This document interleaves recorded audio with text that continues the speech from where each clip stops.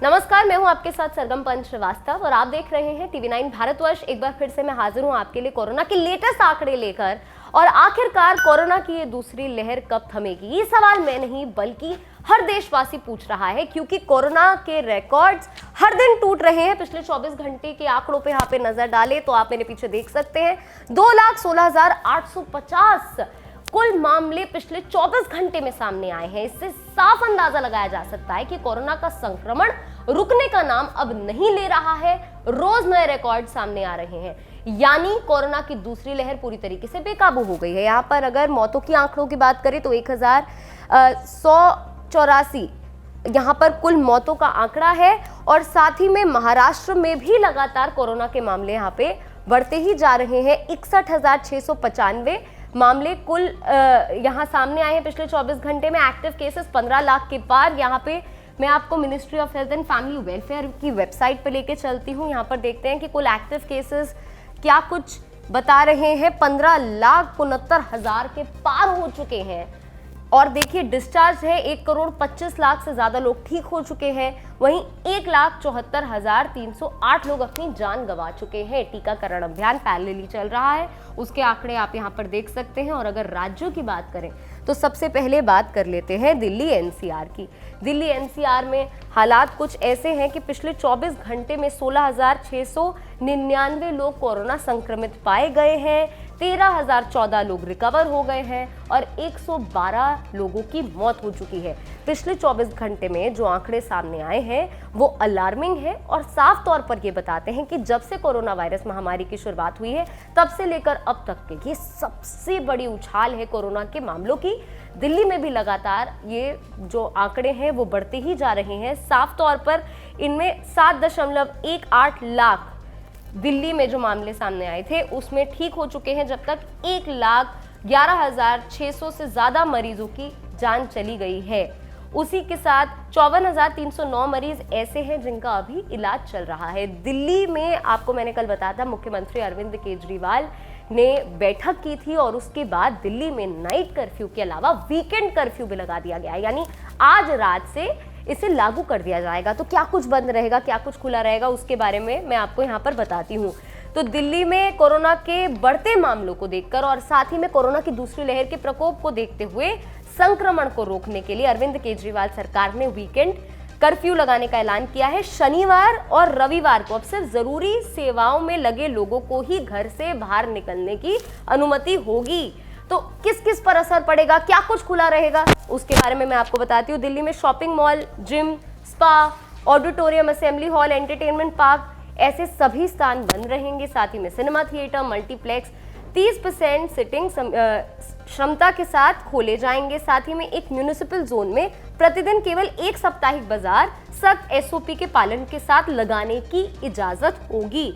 साथ ही में दिल्ली में वीकेंड कर्फ्यू के साथ जो नाइट कर्फ्यू है वो जारी रहेगा। तो साफ तौर पर दिल्ली में जिस तरीके से कोरोना बेकाबू हो गया है उसे देखते हुए ये पाबंदियां लगाई गई हैं। हो सकता है आने वाले समय में अगर हालात ऐसे ही रहे तो इससे भी ज़्यादा सख्त पाबंदियां देखने को मिल सकती हैं। उसके बाद यहाँ पर बात करते हैं मध्य प्रदेश की। मध्य प्रदेश में भी हालत वैसी ही है कुल जैसे आप देख रहे हैं पूरे भारत में है। यहाँ पर मध्य प्रदेश में भी लगातार 12,155 मामले पिछले 24 घंटे में दिखा रहा है। मध्य प्रदेश में राइज है इतना।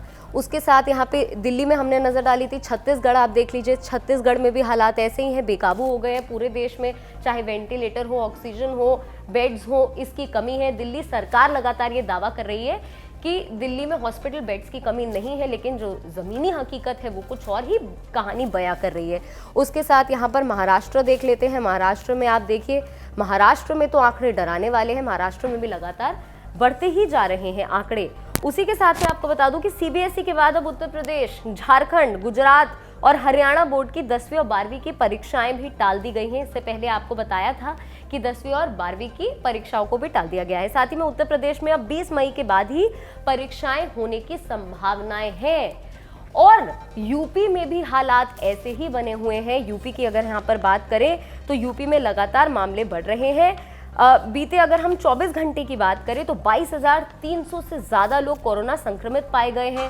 4,222 लोग रिकवर हुए हैं। 104 लोगों ने अपनी जान गंवाई है। साथ ही में यूपी में नोएडा ले लीजिए, लखनऊ और इनके समेत 10 और शहरों में नाइट कर्फ्यू का जो समय है उसमें परिवर्तन कर दिया गया, उसे बढ़ा दिया गया है। अब रात 8 बजे से सुबह 7 बजे तक कर्फ्यू रहेगा, पहले 10 बजे से 6 बजे तक का कर्फ्यू था। उसी के साथ यहाँ पे दुनिया में क्या कुछ स्थिति बनी हुई है मैं आपको यहाँ पर दिखाती हूँ। ग्लोबल केसेस, भारत दूसरे स्थान पर, पहले टोटल केसेस के मामले में दूसरे स्थान पर था और अब एक्टिव केसेस के मामलों में भी भारत दूसरे स्थान पर आ गया है। और इससे भी ज्यादा खतरनाक बात यह है कि अगर आप पूरी दुनिया में 20 ऐसे शहरों की बात करें जहां कोरोना के मामले सबसे ज्यादा हैं, उनमें से अधिकतर शहर भारत के हैं।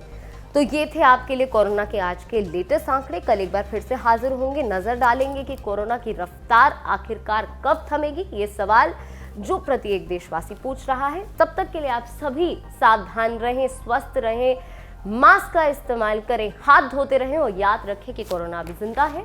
और देश और दुनिया की तमाम बड़ी खबरों के लिए आप जुड़े रहिए TV9 भारतवर्ष के साथ ही में कोरोना वैक्सीन से जुड़ी तमाम जानकारी के लिए आप लॉग इन कर सकते हैं हमारी वेबसाइट www.tv9hindi.com पर। कोविड वैक्सीनेशन ट्रैकर के जरिए आप पता कर सकते हैं कि अगर आपने पहला टीका लगवा लिया है तो दूसरा टीका कब लगेगा। वैक्सीनेशन को लेकर आपके पास मैसेज आएगा ताकि आप दूसरी डोज की तारीख याद रखें।